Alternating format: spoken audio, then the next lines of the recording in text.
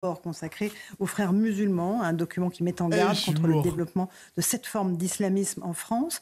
On va peut-être écouter Françoise Bergeau-Blacler, ou peut-être non, d'abord Bruno Retailleau. Il est intervenu et il est revenu sur ce rapport cet après-midi au Sénat. On l'écoute. Bien sûr que ce rapport est alarmant. Il concerne l'islamisme. Je tiens à dire, du reste, qu'il faut séparer les menées islamistes d'une pratique l'islam qui est compatible avec la République. Et j'observe du reste que les pays les plus durs avec les frères musulmans, ce ne sont pas les démocraties occidentales, ce sont les pays musulmans. Pour le dire, je voudrais ajouter qu'il y a une grande différence entre ce qu'on a appelé le séparatisme et l'entrisme. Le séparatisme prétend faire des petites contre-sociétés séparées de la communauté nationale, tandis que l'entrisme prétend modifier profondément nos propres règles pour l'ensemble de la communauté des citoyens. Voilà pour Bruno Retailleau. Je précise que ce rapport sur les frères musulmans avait été commandé par Gérald Darmanin à l'époque. Et donc là, les conclusions ont été remises au président de la République en Conseil de défense, Emmanuel Macron, qui demande des mesures au gouvernement d'ici... Au Maroc, on les baise, les fréristes. Début juin, Alexandre Devecchio. Est-ce que ça veut dire que il va y avoir des mesures concrètes, ou est-ce qu'on va rester encore sur des généralités ? Bon, attends, je vais écouter la partie Karim Zeribi. 139 lieux de culte affiliés aux musulmans de France. 91 fidèles fréquentent des mosquées affiliées ou proches pour la prière du vendredi. Entrisme des frères musulmans en France. Ok. Avocat et ancien ministre. Peut-être que ce sera un bon avocat, lui, non? Non, je rigole. Bien sûr qu'il faut lutter contre l'extrémisme religieux, surtout s'il veut mettre à mal les fondements de notre République. Mais ce rapport, d'abord, qui est établi par des personnes qui ont un parcours prestigieux, hein, donc, jure un nouveau sub. Français. Dont une que je connais très très bien, donc un diplomate et un préfet, me semble quand même, je dirais, perplexe, parce que je vois pas comment ils peuvent être au fait de sujets au plus proche du terrain, dans les quartiers. Enfin, je veux dire, l'ambassadeur en question a été en poste aux quatre coins du monde. C'est les renseignements, c'est les renseignements français, les renseignements territoriaux. Pour concocter la base du rapport. Hein. D'accord. Bah, écoutez, comme vient de le dire André, je pense qu'il faut agir puisqu'on a les moyens d'agir. Je veux dire, mais moi, ce que je remarque, c'est que 300 jours sur 365, on parle des musulmans, de l'islam, de l'islamisme, de l'islam radical, de l'islam politique, de l'entrisme. Enfin, on utilise une sémantique qui est multiple, mais s'il n'y avait pas, je dirais, ces sujets, de quoi parleraient nos politiques ? Je regrette beaucoup que vous fassiez cet amalgame entre les musulmans et l'islamisme. C'est un amalgame qui est inacceptable et qui n'est pas fait du tout dans ce rapport. Je vous rejoins pas du tout sur ce... Je dis simplement que si ce sujet vous faites un amalgame, vous dites, vous regrettez qu'on parle des musulmans et de l'islamisme. Ça n'a strictement rien à voir. Au contraire, c'est protéger les musulmans de notre pays que de dénoncer les problèmes de l'islamisme. Mais enfin, vous voyez bien qu'il y a un problème d'islamisme dans notre pays. Ne pensez pas que les musulmans se laissent embarquer dans l'islamisme comme ça. Excusez-moi, ça n'a rien à voir. Vous êtes en train de mélanger des choses qui n'ont rien à voir. C'est vous qui faites un rapprochement qui n'a pas de lien. L'islamisme, c'est l'islamisme. Les musulmans, ce sont les musulmans. Et les musulmans n'ont pas besoin de Bruno Retailleau pour se protéger de l'islamisme. Mais les gars, vous regardez, hein. C'est ce que j'ai dit, les mecs. Année après année, vous allez voir que l'islam et l'islamisme va se confondre. Les deux mots vont se confondre dans une même définition et vous allez voir, toutes les personnes vont penser que les musulmans seront forcément des islamistes en puissance. Vous allez voir, les gars, je l'avais prédit il y a plusieurs mois et on est vraiment pile dans ça, les mecs. On est pile dans ça. À chaque fois que je parle, j'ai raison, en fait. Bon, peut-être pour Chalgoumi, ça va être différent, on sait pas. Il faudrait que je prépare ma défense, peut-être. Je ne sais pas. C'est déjà le cas d'Oufla. Mais les mecs, c'était pas aussi... Et pourtant, alors, je vais pas vous mentir, les mecs, hein, on regarde du CNews presque tous les jours, et c'est pour ça que c'est important de faire cet exercice-là. Avant, c'était pas si flagrant. T'avais tout le temps ce petit rappel de « Ah, il faut pas confondre l'islam et l'islamisme, blablabla, blablabla. » Plus on avance dans les discours, plus tu remarques qu'il y a cette confusion. C'est presque une même définition, les mecs. Jure un nouveau sub. C'est presque une même définition. On y est, les mecs. On y est. Je vais envoyer un message à ma daronne. Je vais lui dire, maman, on a porté plainte contre moi et c'est pas n'importe qui a porté plainte contre moi. Je vais voir sa réaction. En espérant qu'elle elle ne fait pas une crise cardiaque. Attends, je vais essayer. Alors, non, simplement, expérience. je trouve que ce constat a été fait déjà depuis beaucoup trop longtemps et je regrette très profondément qu'il n'y ait pas des mesures concrètes qui aient été prises plus tôt. Je rappelle seulement 3 rapports qui sont parus ces dernières années. Ça fait 20 ans que ce constat il est sur la table. Le rapport Aubin, 2004. En 2004 déjà, on parlait de l'infiltration de l'islamisme dans les établissements scolaires. C'était des professeurs qui racontaient qu'ils n'arrivaient pas dans leurs propres écoles à faire respecter les lois de la République. En 2018, la fabrique de l'islamisme de l'Institut Montaigne, souvenez-vous, c'était le rapport de Akir El-Karoui, qui également avait prononcé et montré à quel point il y avait une conquête islamique dans notre pays. En 2020, un rapport sur la radicalisation islamique, un rapport sénatorial. Et aujourd'hui, encore, donc 4e fois en moins de 20 ans, ce nouveau rapport qui fait un état des lieux, mais qui ne propose pour l'instant rien de concret. Je vais vous dire, Laurence, je vais peut-être faire peut-être que c'est pessimiste, mais je vous fais le pari sur ce plateau que dans les 10 ans qui viennent, on aura encore un nouveau rapport.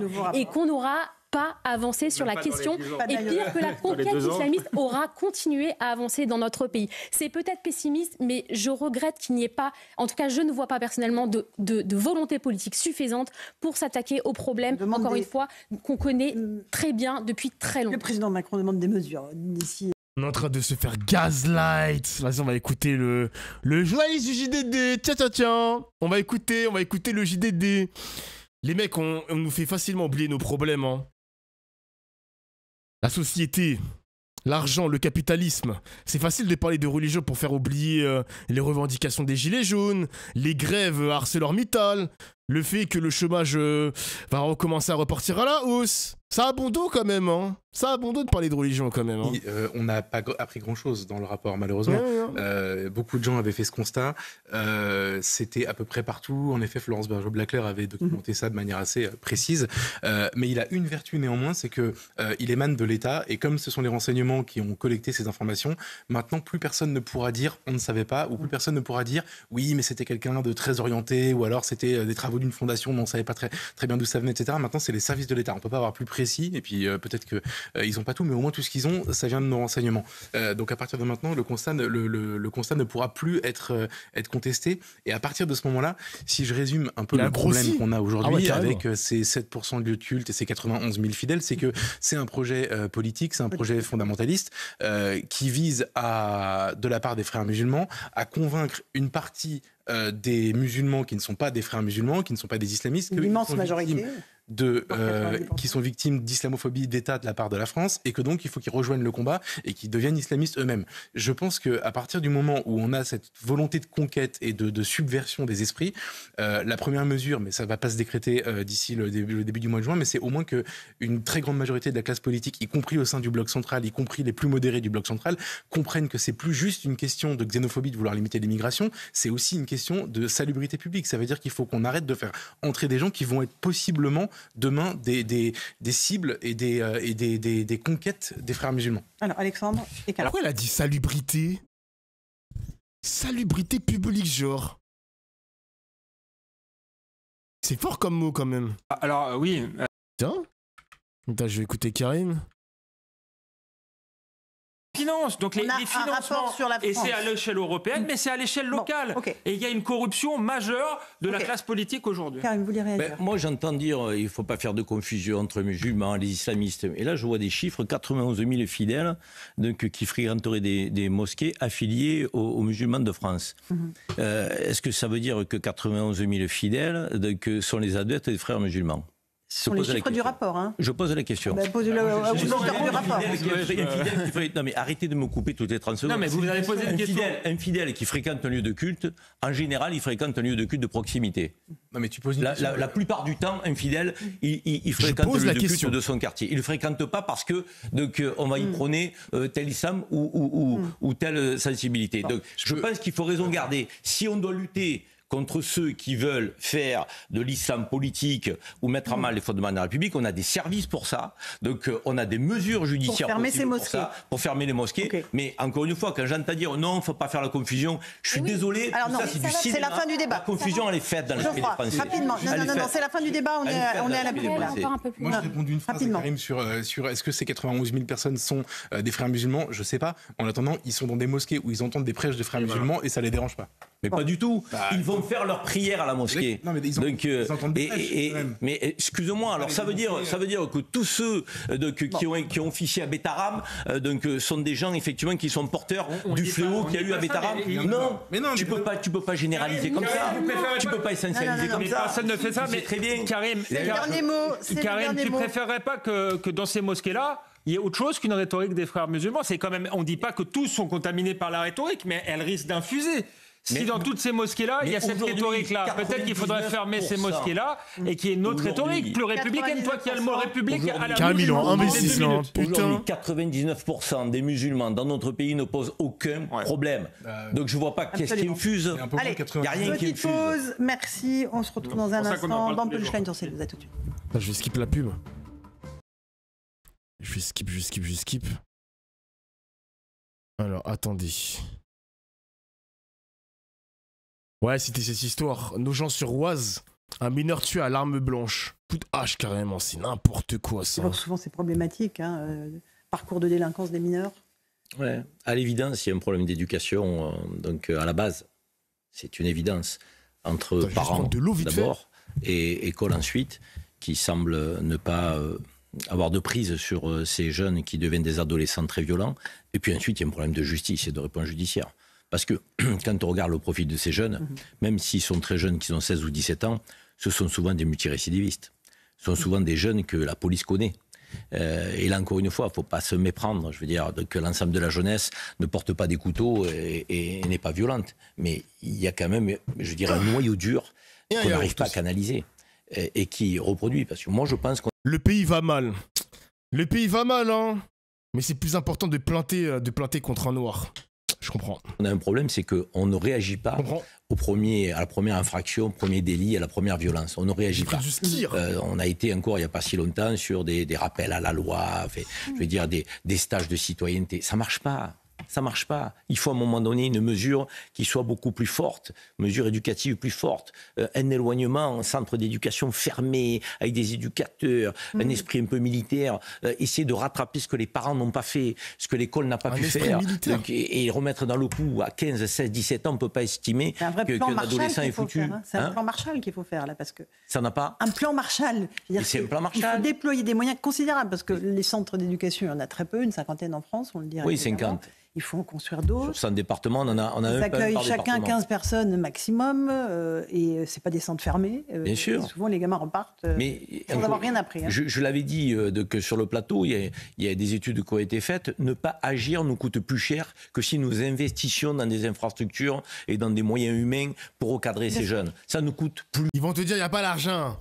Ils vont te répondre, il n'y a pas l'argent. Il n'y a pas l'argent, il n'y a pas l'argent, il n'y a pas l'argent. Lance une cagnotte d'Ofla, si jamais la plainte aboutit, on va t'aider comme jamais. Les gars, vous voulez un épisode suivi de ça?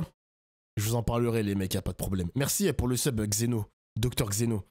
Il y aura un suivi, les mecs, il y aura des épisodes.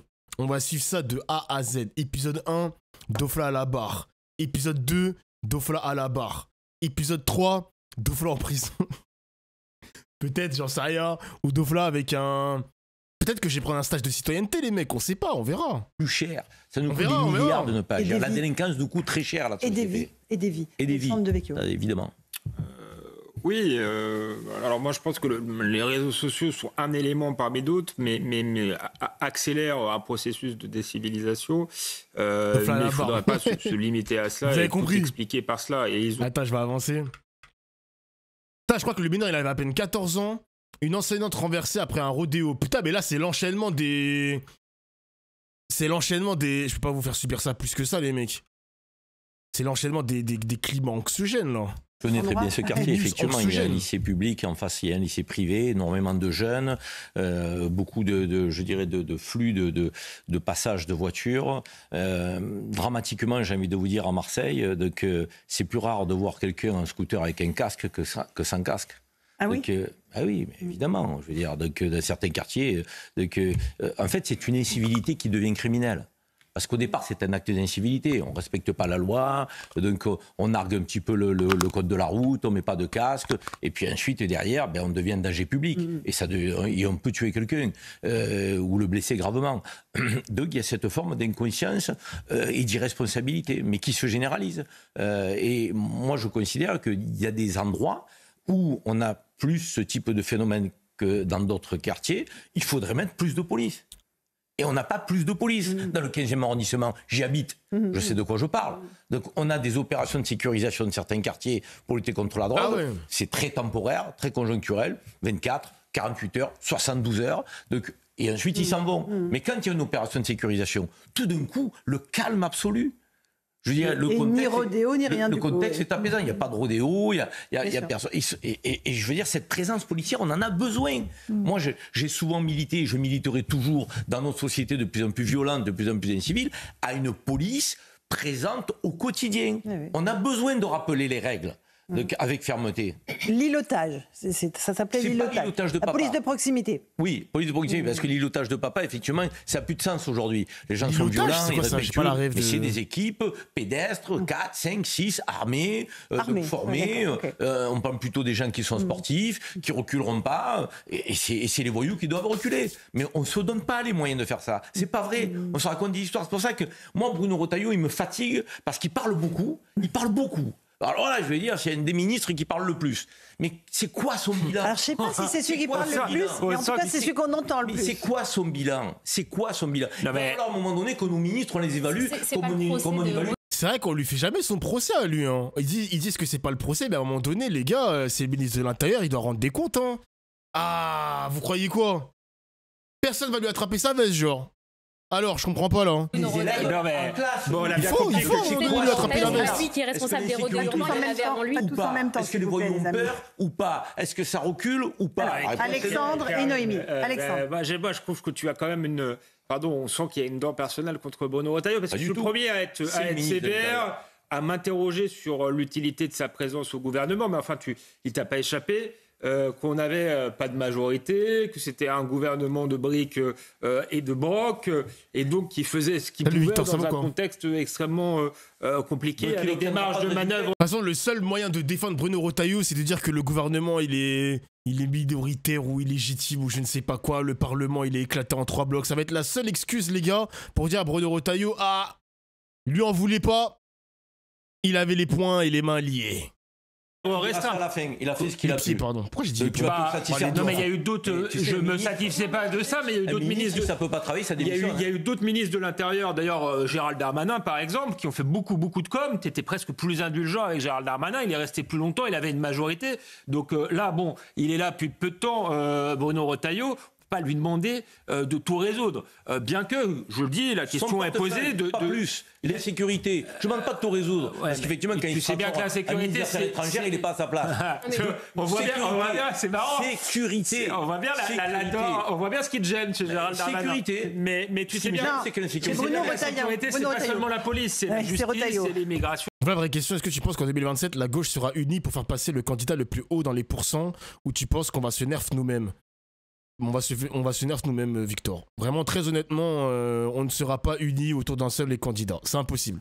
C'est impossible. C'est plein de choses. Bon, après, la question de la présence de Bruno Retailleau à terme va se poser dans ce gouvernement. Et après, il fallait être totalement cohérent. Si on voulait donner une majorité aux législatives à un parti sécuritaire, fallait peut-être pas faire barrage. Fallait peut-être pas faire barrage. Surtout pas nommer la 4e force politique, ministre de l'Intérieur. Excuse-moi. Bruno Retailleau, c'est la force politique. Tu l'as donné qui à LFI? Non. Attends, mais pourquoi il a dit qu'il fallait pas faire barrage? Ça sous-entend que la solution à tous ces problèmes, c'était forcément le RN. Mais il est chelou, ce journaliste. Je vais pas l'insulter pour éviter d'avoir une plainte au cul, excusez-moi, mais il dit n'importe quoi, genre. C'est une dinguerie. Fallait pas faire barrage, ça veut dire quoi, ça? Peut-être que sous Marine Le Pen, le défi de l'insécurité aurait été trop grand et elle aurait pas réussi sa mission aussi, on n'en sait rien, genre. À un moment au Rassemblement national. Tu respectes les urnes. Est-ce qu'on a respecté les urnes? Ah bah je suis d'accord. Donc il fallait donner le pouvoir. Est-ce qu'on a respecté les urnes? Pour le coup, on est d'accord. Merci. Noémie, le développement de la sécurité dans notre pays ne date pas de l'arrivée de Bruno Retailleau. Ça fait déjà très longtemps. Laissez-moi terminer. Ça fait déjà très longtemps. Vous savez, il y a un indicateur qui est toujours mis en avant par le criminologue Alain Bauer, c'est le taux d'homicidité. Et le taux d'homicidité, ça fait déjà des années qu'on voit qu'il augmente. Et ça, si vous voulez, c'est un élément indéniable et factuel. Non, mais il s'agit juste de dire que c'est pas le procès de Bruno Retailleau qu'il faut faire. Mais il est en place. Quand on parle des rodéos urbains, vous avez peut-être donné un élément qui rentre en compte, qui me semble un peu plus sérieux, c'est celui du manque de police dans ces territoires. Et son corollaire que je pourrais ajouter, c'est ce sentiment d'impunité. C'est-à-dire qu'au fond, les voyous, comme vous les appelez, ils vont recommencer, ils vont continuer à faire des rodéos urbains. Son budget a baissé, madame. Notez-le que son budget a baissé. Oui, mais d'accord, mais il n'est pas responsable. C'est pas lui qui est responsable des rodéos urbains et c'est pas lui qui est responsable de l'augmentation de l'insécurité. C'est-à-dire que, au fond, tant qu'il y aura cette culture de l'impunité qui permettra aux voyous de recommencer sans avoir vraiment de compte à rendre, ils recommenceront. Et ce qui est regrettable, c'est que la loi n'est pas réglée. Je rappelle juste un mot. La loi rodéo de 2018 qui promet 1 an d'emprisonnement, 15 000 € d'amende, la perte de 6 points de permis de conduire. Simplement, si on appliquait cette loi, je peux vous assurer déjà qu'il y aurait beaucoup moins de rodéos et peut-être que cette enseignante-là n'aurait pas souffert comme elle souffre aujourd'hui. Vous avez un dernier mot sur ce sujet et on avance. La loi dont vous parlez, elle est appliquée. Je le répète, Retailleau a donné des chiffres l'autre jour qui montrent qu'on confisque de plus en plus de véhicules qui servent à... Je vais avancer un peu. Karim, il vient qu'une fois par semaine. Hein. Ah oui, putain, l'histoire du bus, les mecs, je vais vous montrer. L'histoire du bus, je suis obligé, les gars, je suis obligé. Sur cette vidéo, abondamment relayée sur les réseaux sociaux, une jeune femme se voit refuser l'accès au sein de ce bus par le chauffeur. On va regarder, les gars, sur BFM TV, le message du chauffeur. Parce qu'on m'a dit qu'il a été entendu par BFM, je crois. Hein. En raison de sa tenue vestimentaire, jugée trop courte. Si vous montez, baissez un peu vos vêtements.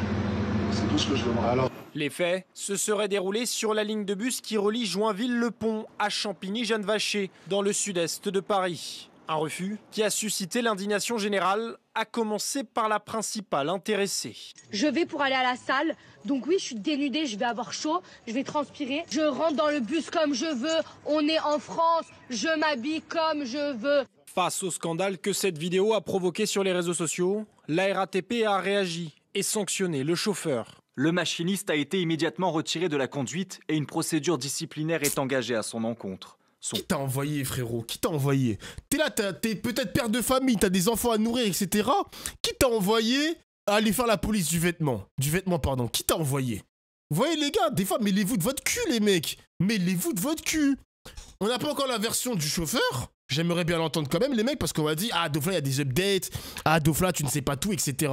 Mais moi, je pars juste du principe, les amis. Hein. Fais ton métier, frère. Qu'est-ce que tu t'en bats les couilles de la tenue? En plus, maintenant, tout est filmé, tout est devenu viral, genre. Il y a de fortes chances que ça peut tomber dans les oreilles des médias, comme mon clip hier où j'ai fait le clac, clac, clac. Ouais, c'est un truc de fou. Même un furet, tu les laisses entrer. Bah ouais, ma gueule, fais ton travail. Après, tu vas rentrer dans une spirale ténébreuse où tu vas peut-être même pas retrouver du travail. T'auras du mal à te réinsérer dans un autre, dans une conduite, j'en sais rien, quoi. Pourquoi tu fais ça, genre? Une gueuse, elle voulait juste faire du buzz. Bon, après, la fille, les mecs, en soi, la fille, elle aurait pu garder la vidéo pour elle. Mais le problème, c'est qu'elle voulait dénoncer un comportement qui n'est pas normal en France. Elle voulait dénoncer un comportement parce qu'elle avait peur que ce comportement-là allait se reproduire. Donc, à un moment donné, les gars, désolé, est-ce qu'il faut dénoncer ou pas? On va pas en faire un débat, les mecs. Faut pas en faire un débat non plus. Là, les mecs, on est devant une image, on est scandalisés, les mecs. Une fois, un jour, tu m'as refusé parce que tu m'as refusé sur le chat car t'es trop mal habillé. Ça peut arriver des fois, ça peut arriver. Mais c'est très rare, Bizarrement, la meuf, elle se filme au moment des propos tenus. Bah... Après, je crois que dans la vidéo, les mecs, le chauffeur s'est répété. Donc peut-être qu'il a dit une première fois la phrase, et le gars, ou peut-être la personne qui était avec la meuf, ou la meuf elle-même, elle s'est dit « Attends, il a fait une dinguerie, là !» Donc en fait, c'est facile de prendre le téléphone et de filmer. Hein. Et ensuite, il a répété ses propos, genre. C'est sûrement ça. Mais oui, c'est ça. Il n'y a pas de tenue exigée au transport. Après, évidemment, tu vas pas venir à poil. Tu vas pas venir à poil dans les transports, évidemment. Mais j'avoue que la tenue... bon, les gars, vous avez été à la salle. On va tous à la salle de sport. Bon, moi, j'y vais plus, mais vous si. Bon, les mecs, la tenue de la meuf, je suis désolé, il y en a plein qui portent ça à la salle de sport. Hein. Il y en a plein, les mecs. Faites pas les mecs sur le chat. Il y en a plein, les gars. Il y en a plein, wesh. Eh, je suis mort. Son comportement est contraire aux principes et valeurs de la RATP qui demande un comportement irréprochable à l'ensemble de ses agents. Un comportement des chauffeurs de la RATP déjà pointé du doigt en 2019 dans une affaire similaire. Une jeune femme s'était vue son accès au bus refusé parce qu'elle portait une jupe jugée trop courte par le conducteur. C'est dingue. On voit qu'elle a... Mais les gars, vous êtes en train de blâmer la meuf parce qu'elle a filmé. Vous êtes sérieux, le chat? Attendez, le chat, il y a des personnes dans mon chat, vous êtes bizarres. Qui a un problème avec le fait qu'elle ait filmé cette séquence? C'est quoi les pseudos là? Je comprends pas, c'est quoi les pseudos? Attends, je vais écouter Karim là-dessus. Ouais, il est là. Ah, il y a le ministre qui a été invité. Oh, putain, c'est un truc de ouf. Attends, on va écouter Karim. Non, elle a raison. Bah ouais, elle a eu raison de faire ça, gros. Elle a eu raison de faire ça, t'imagines la scène, elle recommence et elle croise encore le même chauffeur, etc., qui la refoule et tout, genre, je sais pas. Puis pensez à la meuf, les mecs. Vous pouvez dire qu'elle a un comportement d'AW si vous le souhaitez, mais les faits sont là, genre, on peut ne pas être d'accord avec ce qui s'est passé quand même, vous êtes fous, quoi. Il faut dénoncer ce comportement, bah ouais. Il semblerait que c'est qu'il a peur d'être contredit si demain les journalistes enquêtent précisément sur ce cas. Moi, je dis simplement qu'un pays de liberté, il doit arrêter de vouloir que les femmes s'habillent comme certains le souhaitent, qu'elles ne soient pas assez vêtues, qu'elles soient trop vêtues, qu'elles portent tel signe, qu'elles n'en portent pas. C'est insupportable. Les femmes ont la liberté de... Donc là, je pense que le chauffeur s'en fout de la meuf. C'est juste que la ligne craint et qu'il savait qu'une meuf habillée comme ça allait susciter un débordement de la part de certains détraqués et vouloir éviter d'avoir un souci sur sa ligne. Après, je suppose, je n'ai pas d'éléments. Bon, je sais pas, les gars, si on m'a menti, mais on m'a dit que le chauffeur a commenté. Je vais essayer de trouver l'information, les mecs. Je vais essayer de trouver l'information. Allez, banne-le. Non, mais les gars, il a fait un message, genre, il a pas affirmé le truc. Il a pas affirmé. Tranquille. Merci, Ryan TKT. Merci pour les 14 mois de sub. Vive les Émirats et Dubaï. Des meufs en string et des voilées dans la même rue. Wesh, le message de fou malade. Le message de fou malade. Ah ouais, c'est... se vêtir comme elle le souhaite dans notre pays. Mais ouais. Voilà, c'est elle qui décide. André Valigny, vous avez le mot de la fin. Non, je suis d'accord, il ne faut pas faire de police du vêtement dans une démocratie comme la nôtre. Mais je ne pensais pas que le puritanisme se réfugiait maintenant chez les chauffeurs de bus. C'est assez incroyable, cette histoire. Mais évidemment, pas de police du vêtement. Chacun s'habille comme il veut, sauf à aller jusqu'à l'attentat à la pudeur. Mais ça n'était pas le cas, en l'occurrence. Non, c'était juste un petit short de sport. Oui. Noémie, dernier mot. Non, mais quand on voit, par exemple, en Iran, comment les femmes se battent pour obtenir leur liberté, écoutez, on se dit qu'on espère qu'on gardera les nôtres en France. Ça, non, mais très important. Le sujet, c'est qu'on voit bien que les mœurs françaises sont un peu en train de changer dans certains quartiers, dans certains endroits, où effectivement, cette atmosphère de liberté, on la sent plus vraiment, avec une vision rétrograde des choses. Je ne sais pas si elle est religieuse, mais en tout cas, elle est étrangère à nos codes sociaux et culturels. Laurence, il y a une chose qui est... Putain, je vais avancer pour voir si Karim il a dit un autre mot ou pas. Non. Merci à vous pour cette première partie de Punchline. Musulman derrière. On se retrouve dans un instant dans Punchline. Bon, bref.